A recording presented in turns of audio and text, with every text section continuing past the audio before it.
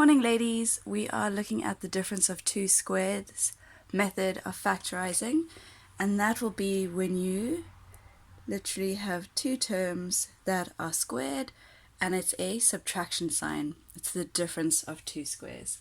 So when we're looking at the difference of two squares, there's a very simple rule. They end up as two brackets, and inside the bracket we have the square root of each of the terms.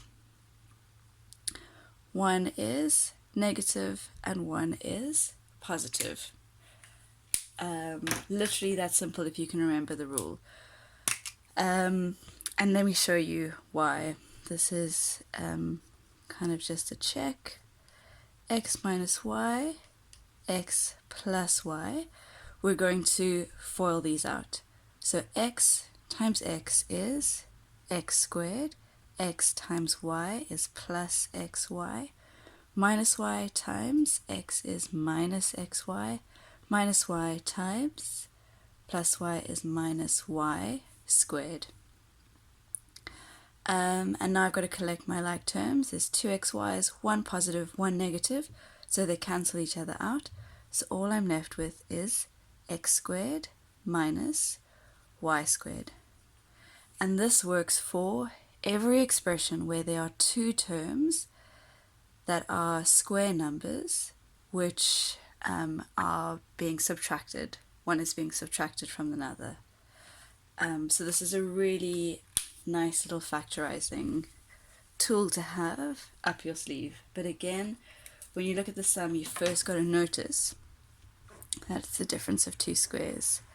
Here is a slightly more complicated one, but have a look at each of the terms. 4 is a square number, 2 times 2, x squared, obviously squared, and 9 is a square number, 9 is 3 times 3. So I open two brackets, I put the square root of each of them in. Square root of 4 is 2, square root of x squared is x, square root of 9 is 3.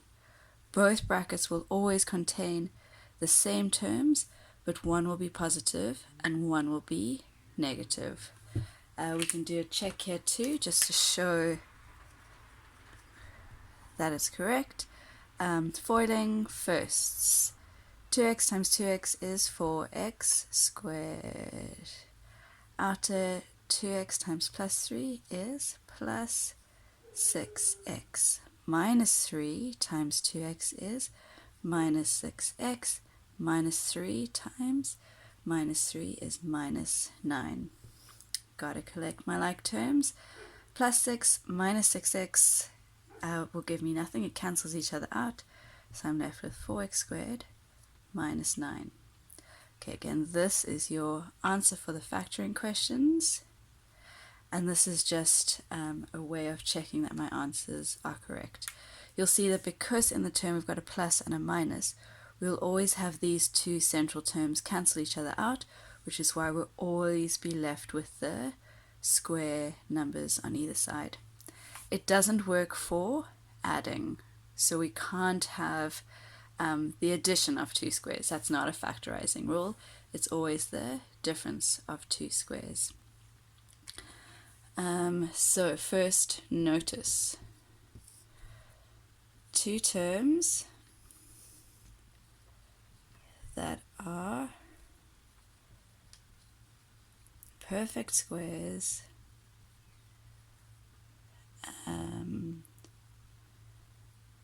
and it's a subtraction sum.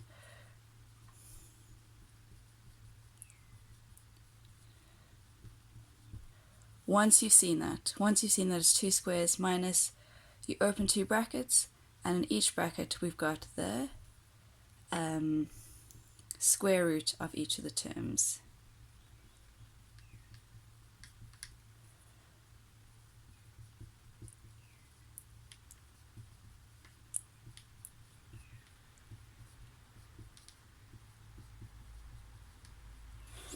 Okay, this really is a nice, easy method of factorizing as long as you've noticed the two terms are perfect squares.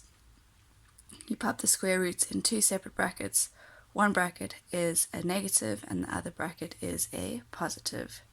this checking work should give you an idea of why that works. Ladies, I hope that helps. Please still let me know if you have any questions.